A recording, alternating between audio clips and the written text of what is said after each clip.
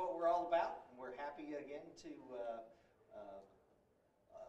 sponsor this symposium. And Gary, appreciate it. We're going to turn it back to quick and easy. Thank you. Appreciate that. Now, that's a fine example of keeping the program on time, folks.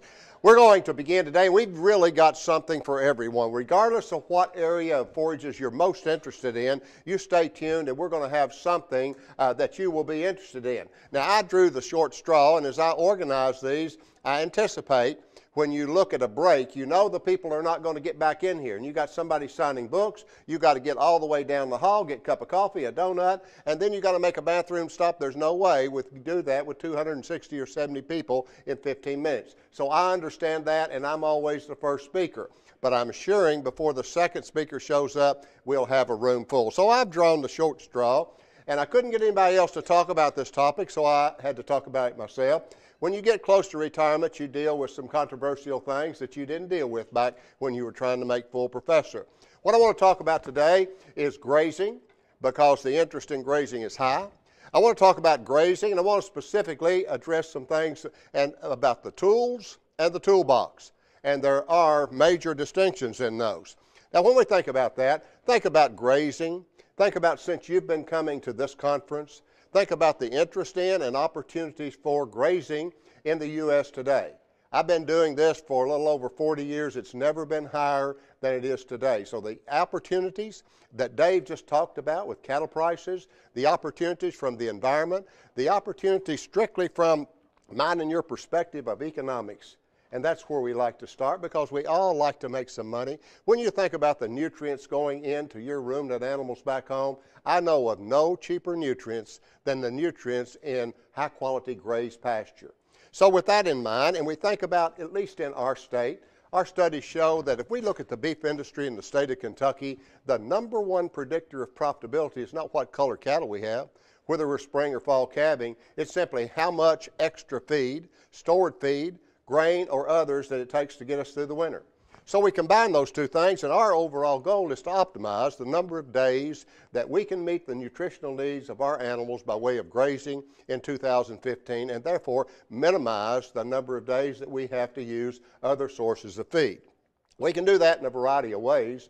If we simply use more of what we produce on and in our pastures this year, we'll do a better job. We'll waste less. If we use that in a higher quality state, we're certainly going to benefit not only the pasture, but also the animals consuming that. And then certainly if we use it over more days of the year, we certainly can make a profit. If we look at this, Don Ball and I were in New Zealand about 30 years ago on a farm on the South Island. We were talking to a farmer there, and he mentioned something about every day that he grazes is money saved. Well, that meant something to me then, but it has meant more to me every year since then. Now, I believe this. I believe it strongly that that should be an overall goal, and I believe when we look at sustainability, profitability, and other items every day in 2015 that we can graze and meet our nutritional needs by grazed pasture, we're money ahead. So we're going to keep all those things in mind. There's a lot of different tools in the grazer's toolbox out there today, and our challenge is to use the right tool at the right time and use it appropriately. So we're going to talk about some of those. If you just think about grazing methods are tools within your grazing toolbox. And there's a whole bunch of them, so many that we oftentimes confuse people in our writings and in our speaking about all the grazing methods. We're all aware of just continuous grazing. Turn some cattle out on one pasture. When you run out of grass in fall or winter, bring them in. That's continuous. Very inefficient from the standpoint of how much we use, the quality of it that we use. We look at all the different things, rotational, management intensive, strip, forward, control, creep, 5-leaf, mob tall grass, ultra-high density. They just keep coming up with terms. So I stay confused as to what we're really talking about on these. Now, this is my loaner toolbox. This is the toolbox that if you come to my house and say you want to borrow some tools, I'll let you borrow this. This is the toolbox I'll let my grandchildren play with. But I have some better tools, but I don't give free access to those.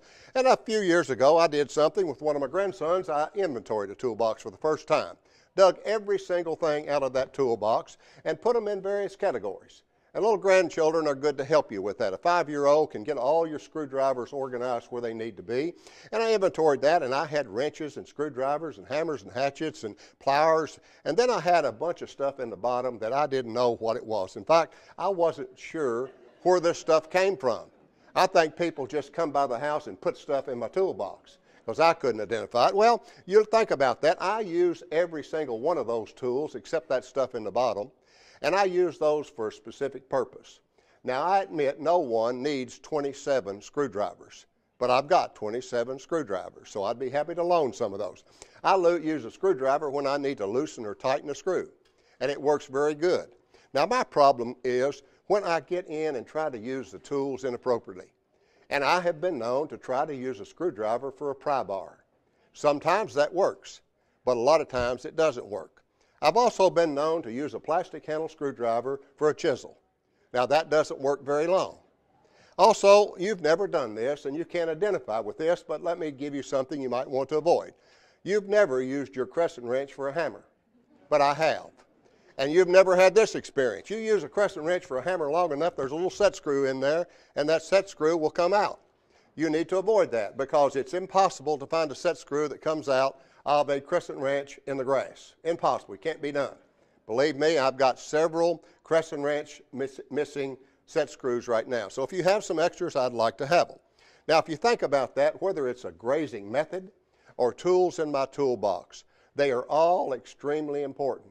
And all of them play a very important role if we use them for what they're designed to be used for. The problem comes in when we try to make one tool the whole toolbox.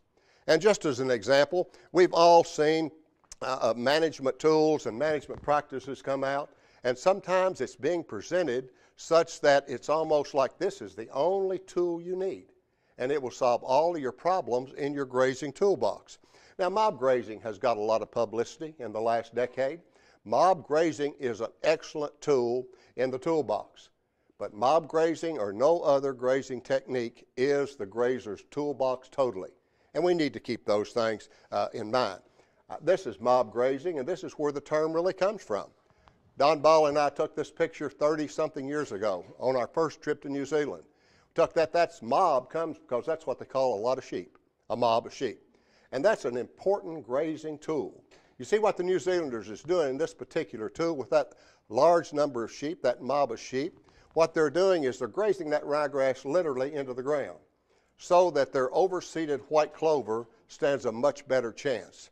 We can also use mob grazing to remove CRP and a lot of things like that. But mob grazing, as well as all other techniques, are simply tools within our toolbox. Our challenge is whether it's a toolbox we're getting a screwdriver out of or a grazing method that we're trying to do the best job with our cattle in our pasture, our challenge is to use the right tool and to use it wisely.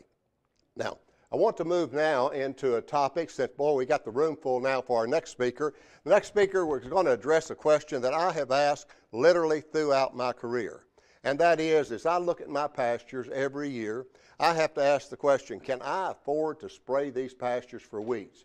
I've been wanting to get somebody on to address this topic, but the next person to do that has been a friend of mine since he was a graduate student at the University of Kentucky, and I guess he felt like he owed me a few favors, so he agreed to take this topic. So Scott Flynn from Dow AgriSciences, Dr. Flynn has been with Dow AgriSciences for a number of years. He's doing an outstanding job, and I've asked him to come and address this topic of can I afford to spray for weeds in my pasture? Join me in welcoming Dr. Scott Flynn.